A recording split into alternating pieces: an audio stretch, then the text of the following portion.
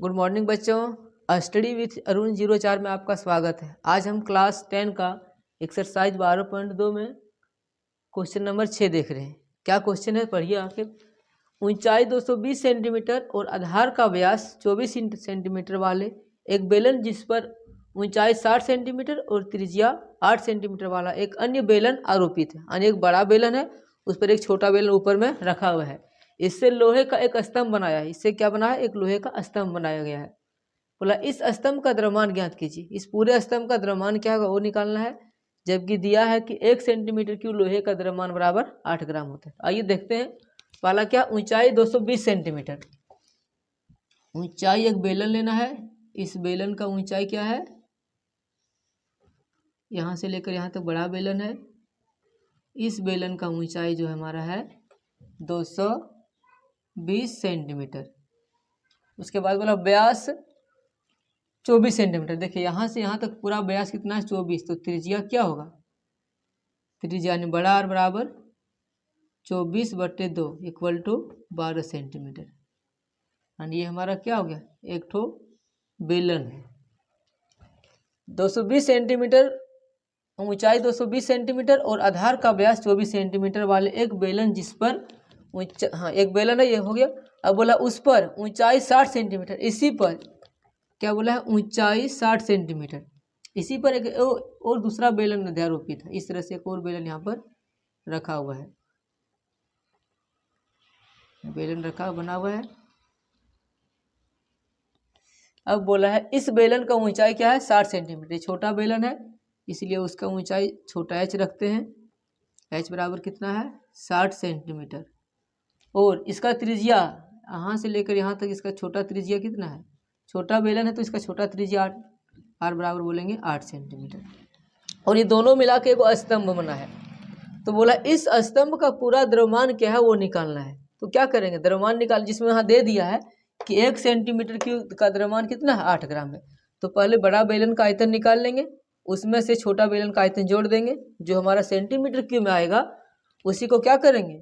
8 से ग्राम से गुना कर देंगे, क्योंकि 1 सेंटीमीटर क्यूब बराबर 8 ग्राम दिया है। तो लिखते हैं पहले पूरे स्तंभ का आयतन बराबर क्या होगा? स्तंभ का आयतन, स्तंभ का आयतन बराबर क्या होगा? स्तंभ हमारा दोनों से मिलके बना है ना, तो सबसे पहले बोलेंगे बड़ा बेलन का आयतन। बड़ा बेलन का आयतन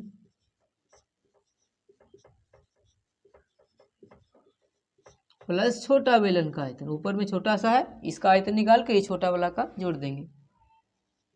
छोटा बेलन का आयतन। फॉर्मूला लगाते हैं। बड़ा बेलन का आयतन क्या होगा? पाई, बेलन का आयतन पाई r² h। बड़ा बेलन है तो बड़ा r रखे हैं और बड़ा h दिए हैं, प्लस छोटा बेलन का आयतन इसका भी क्या होगा? पाई r² h। यानी इसका r है छोटा तो लेंगे छोटा r² h। दोनों में क्या कॉमन आ रहा है? पाई। तो पाई कॉमन लेंगे तो होगा बड़ा r² h प्लस छोटा r² h। छोटा h है। पाई का मान हम लोग को बोला है क्या? 3.14। तो 3.14 गुना बड़ा आर हमारा कितना है? 12 है। 12 का स्क्वायर करेंगे तो क्या आएगा? 12 12 है 144 गुना h। तो बड़ा h हमारा कितना है? 220। 220 यहाँ लिख देंगे प्लस छोटा r²। छोटा r कितना है? 8। तो 8 का स्क्वायर क्या करेंगे? 8 गुना 8 यानी 8 8 64 प्लस छोटा h। छोटा h हमारा क्या है? 60। यहाँ 60 पुट कर देते हैं। अब इसको एक बार गुना करते हैं, क्या होगा? 3.14 गुना 144 को 220 से गुना करते हैं। देखते हैं, थोड़ा लंबा शॉर्ट करने के लिए हम लोग क्या करते हैं, ये गुना में है ना 64। हाँ क्या है? r² into h। तो r² 88 64 गुना h का मान यहाँ रखें। थोड़ा कैलकुलेटर से कर लेते हैं ताकि जल्दी बने। क्या है दिया है? 144 को 220 से गुना करना है। 144 गुना 220 कितना आ गया? 31,680 लिख देते हैं। 31,680 प्लस क्या है? 64 को 60 से गुना कर देते हैं। तो 0 का 0, 0 का 0, 6 चौक 24 के 4, हाथ में 2, 6 छक 36 और 2 37 38। यानी इतना हो गया। फिर यहाँ क्या करेंगे हम लोग, 31,000, हाँ 3168, 3168 प्लस 3840, 3840 दोनों को जोड़। देखिए इसमें 144 गुना 220 है ना, तो यहाँ पर एक जीरो है, एक जीरो यहाँ रखना पड़ेगा, ध्यान नहीं रहा। अब यहाँ प्लस थोड़ा अच्छा से रखिए, हाँ कर देते।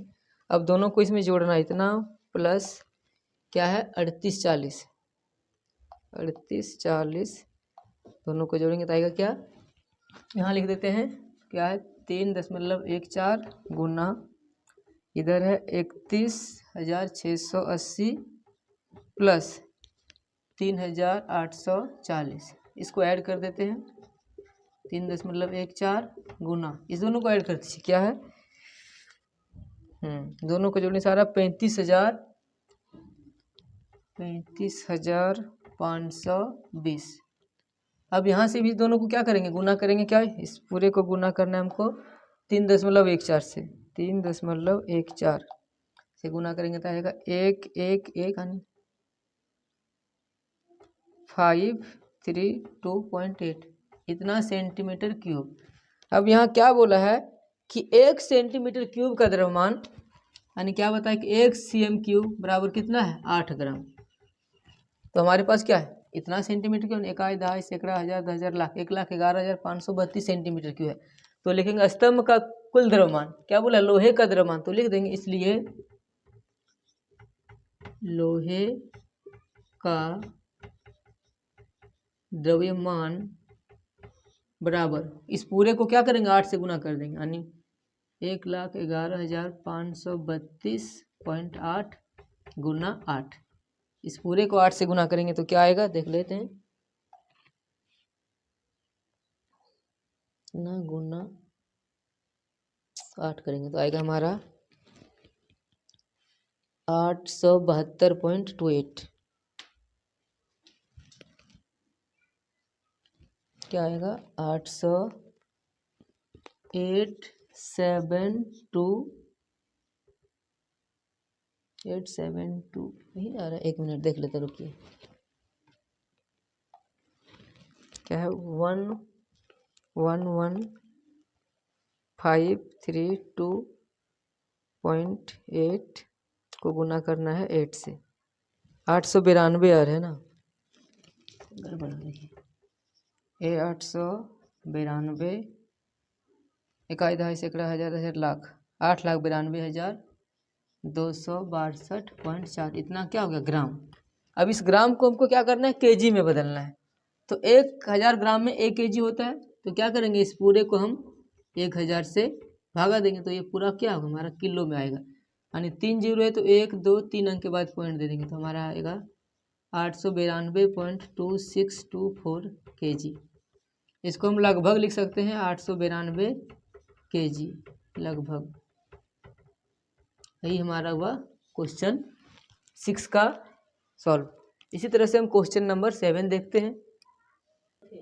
क्वेश्चन नंबर 7 देखिए क्या है, एक ठोस में ऊंचाई 120 सेंटीमीटर और त्रिज्या 60 सेंटीमीटर वाला एक शंकु सम्मिलित है, क्या है इतना ऊंचाई है और त्रिज्या इतना, एक शंकु सम्मिलित है जो 60 सेंटीमीटर त्रिज्या वाले एक अर्धगोले पर आरोपित है, यानी एक अर्धगोला पर आरोपित है एक शंकु। सबसे पहले क्या करेंगे एक अर्धगोला बनाते हैं, ये हमारा हो गया अर्धगोला। इस अर्धगोला में क्या है एक शंकु आरोपित है, ऐसा है, और यहाँ क्या बोला है और इस ठोस को पानी से भरे हुए एक लंबवृत्तीय बेलन में इस प्रकार डाला गया, यानी इसको क्या किया है इसका ऊंचाई दे दिया, इसका ऊंचाई पहले कितना है ऊंचाई 120 है, तो लिख लेते हैं पहले शंकु की ऊंचाई, शंकु की ऊंचाई कितना है h बराबर दिया हुआ है हमारा 120 सेंटीमीटर, और इसका त्रिज्या शंकु की त्रिज्या क्या है, शंकु की त्रिज्या और अर्धगोले की त्रिज्या आपस में बराबर, शंकु की त्रिज्या एवं अर्धगोले की त्रिज्या बराबर क्या है, दोनों का त्रिज्या सेम है यानी 60 सेंटीमीटर दिया है। अब बोला है इसी जो ठोस बना है इस ठोस को एक बेलन में इस प्रकार डाला जाता है कि पूरी तरह से भर जाता है, यानी इसका जो है इस तरह से है,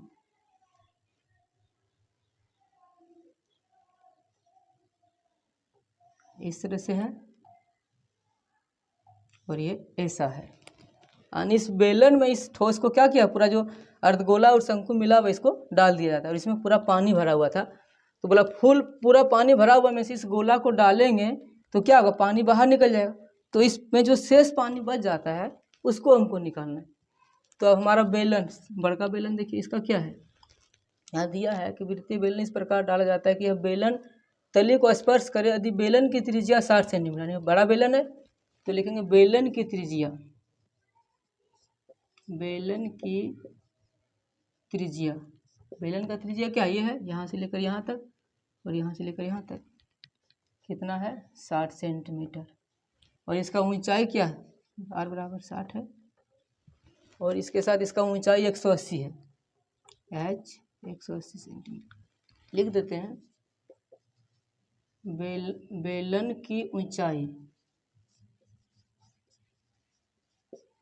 बेलन की ऊंचाई कितना है 180 सेंटीमीटर। ठीक है, पहले बेलन का आयतन निकाल लेते हैं, फिर गोले का आयतन निकाल के क्या करेंगे, इस पूरा बेलन के आयतन में से इस ठोस का आयतन को घटा देंगे तो हमारा शेष बचे पानी का आयतन निकल जाएगा। तो लिखेंगे बेलन का आयतन बराबर, बेलन का आयतन, सूत्र क्या होता है, बेलन का आयतन बराबर पाई r स्क्वायर h। यहाँ पर पाई का मान तो कुछ नहीं बोला, यानी 22/7 लेना है। पाई का मान ले लेते हैं 22/7 गुना r हमारा क्या, बेलन का त्रिज्या कितना है 60, r स्क्वायर यानी 60 गुना 60 गुना h, ऊंचाई कितना है बेलन का 180। इसमें नहीं कट रहा है तो इसको यही रहने देते हैं, 22/7 गुना 6 छक 36 इतना गुना 180 क्या हो गया, सेंटीमीटर क्यूब आया। इसको गुना करके देख लेते हैं कितना आता है, क्या है 22 गुना 360 गुना 180, 22 गुना 360 गुना 180 बराबर कितना आ गया, इकाई दहाई सैकड़ा हजार 10,000 लाख 10 लाख 14,25,600 इतना बटे 7। ये क्या हो गया हमारा सेंटीमीटर क्यूब। ये किसका आयतन आया है, ये हमारा पूरे बेलन का आयतन आ गया। अब निकल गया है, इसको पुट ऐसा 6 छक 36, देखिए 2 जीरो है, भूल जा रहे हैं, 2 जीरो होगा तो क्या होगा 1 जीरो यहाँ पर बढ़ जाएगा। अब क्या होगा, बेलन, इस पूरे बेलन का आयतन निकल गया। अब क्या करेंगे, ठोस का आयतन निकालेंगे, लिखेंगे ठोस का आयतन बराबर, ठोस का आयतन बराबर क्या होगा, अर्धगोले का आयतन, अर्धगोले का आयतन प्लस शंकु का आयतन।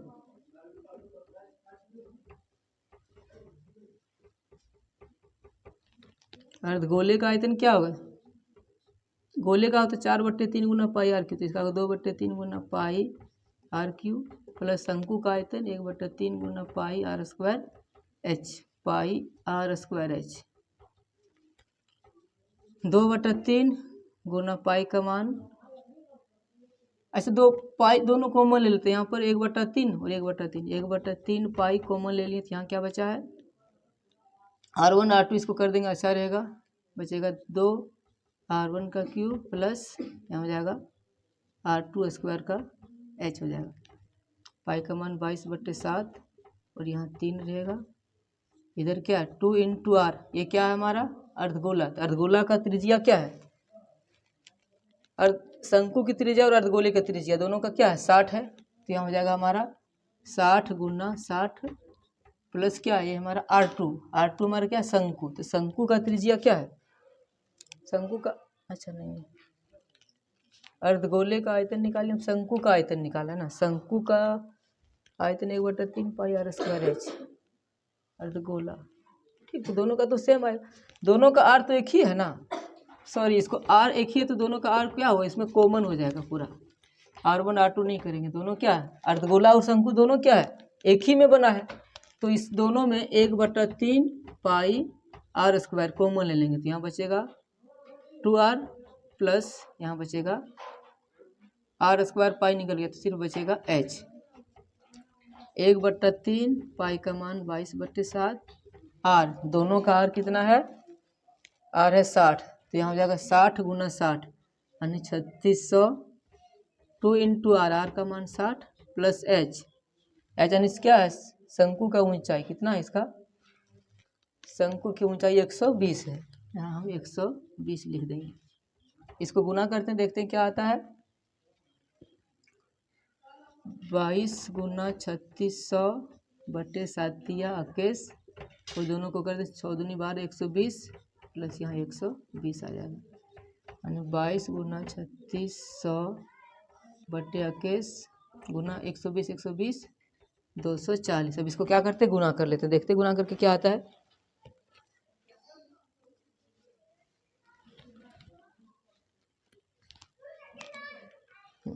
क्या है देखिए,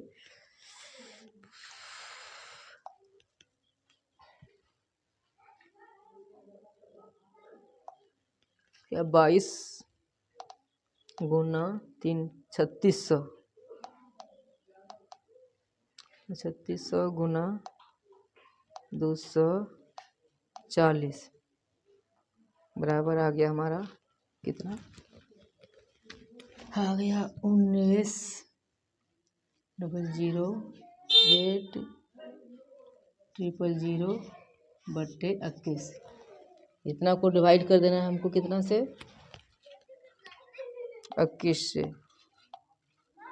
नहीं तो इसको इतना ही रहने देते, ठीक है इसको इतना ही रहने देते हैं। फिर क्या करते हैं, क्या बोला इसका देखिए, बड़ा का आयतन निकल गया और इस ठोस का आयतन निकल गया, तो क्या निकलना हमको बोला है, शेष बचे पानी का आयतन। तो शेष पानी निकालने के लिए क्या करेंगे, इस बड़ा बेलन का आयतन में से ठोस का आयतन को घटा देंगे, तो लिखते हैं शेष बचे पानी का आयतन, शेष बचे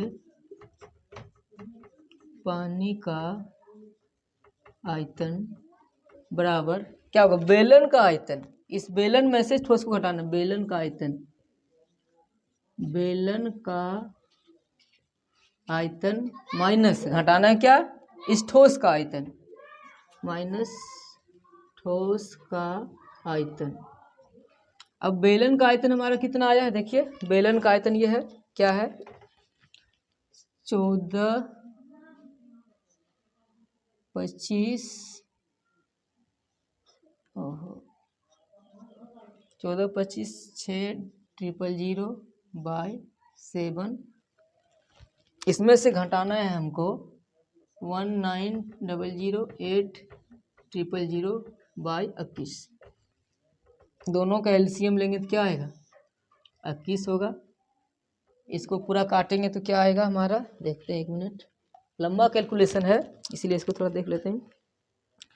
14256000 को गुना करना है हमको 7 × 3 से, तो कितना आएगा 42 आएगा, 4276 42 76 8,000,000, इसमें से घटा देना है 19,008,000, इसमें से माइनस क्या करना है हमको, करना है 19,008,000 को घटा देंगे तो क्या आएगा हमारे पास,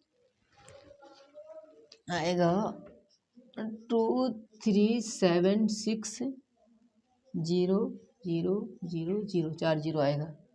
इसको भागा देना है 21 से, देखिए क्या आता है, इसमें थोड़ा कैलकुलेशन लंबा है इसलिए आप लोग थोड़ा समझ लीजिए। इतना को डिवाइड करना है हमको 21 से, डिवाइड बाय 21 आ गया हमारे पास 1131, क्या आया है आ गया क्या है 1131428.57143 यानी इस बर्तन में जो है इतना पानी बच जाता है, इतना सेंटीमीटर क्यूब। जैसे पूरे बेलन में से इस ठोस को घटा दिए, तो वही लिखें शेष बचे पानी का आयतन बराबर बेलन का आयतन माइनस ठोस का आयतन। तो बेलन का आयतन में से ठोस का आयतन घटा दिए हैं, तो इसको कैलकुलेशन करने के बाद क्या आता है, इकाई, दहाई, सैकड़ा, हजार, 10,000, लाख, 10 लाख, 11,31,428.57 सेंटीमीटर क्यूब। इसको लीटर में बदल सकते, लेकिन आंसर इसी में दिया है। ठीक है, ये हमारा हो गया आंसर। इसी तरह से है क्वेश्चन नंबर 8। क्या बोलता है देखिए, बोल रहा है एक गोलेकार कांच के बर्तन की एक बेलन के आकार की गर्दन है जिसकी लंबाई 8 सेंटीमीटर है और व्यास 2 सेंटीमीटर है, जबकि गोलाकार भाग का व्यास 8.5 सेंटीमीटर है। इसमें भरे जा सकने वाले पानी की मात्रा मापकर एक बच्चे ने यह ज्ञात किया कि इस बर्तन का आयतन इतना सेंटीमीटर क्यूब है। तो जांच कीजिए कि जो इसने बच्चे ने आंसर दिया वो सही है या गलत। तो सबसे पहले क्या बताया है कि एक गोलाकार है। सबसे पहले हम लोग को एक ठो गोला बनाना है। देखिए एक ठो हम गोला बना लिए। अब बोला गोले के ऊपर में क्या है, एगो बेलन रखा हुआ है, एक बेलन रखा हुआ है इस प्रकार का, ऐसा है। और इस बेलन का ऊंचाई h बराबर दिया है कितना, 8 सेंटीमीटर। और इस बेलन का त्रिज्या r बराबर दिया है 2/2 यानी 1 सेंटीमीटर। तो यहाँ लिख देते हैं बेलन की त्रिज्या कितना दिया है, 1 सेंटीमीटर। और बेलन का ऊंचाई, बेलन की ऊंचाई कितना है, 8 सेंटीमीटर। अब बोला ये जो गोला है, इस गोले का पूरा व्यास यहाँ से लेकर यहाँ तक कितना है, 8.5 ये दिया है। गोलाकार भाग का व्यास इतना है, तो गोले का त्रिज्या क्या होगा, गोले की त्रिज्या व्यास का आधा हो जाएगा, 8.5/2 है। ये पॉइंट हटाएंगे तो नीचे में क्या आएगा, 0। इसको काट देते हैं 17 से, 17×5 = 85 और 5×4 = 20 यानी 17/4 सेंटीमीटर। ये क्या है, गोले का त्रिज्या है। अब इस पूरे बर्तन का आयतन निकालने के लिए क्या करेंगे, गोले के आयतन में से बेलन का आयतन को जोड़ देंगे। वही लिखेंगे बर्तन का आयतन बराबर,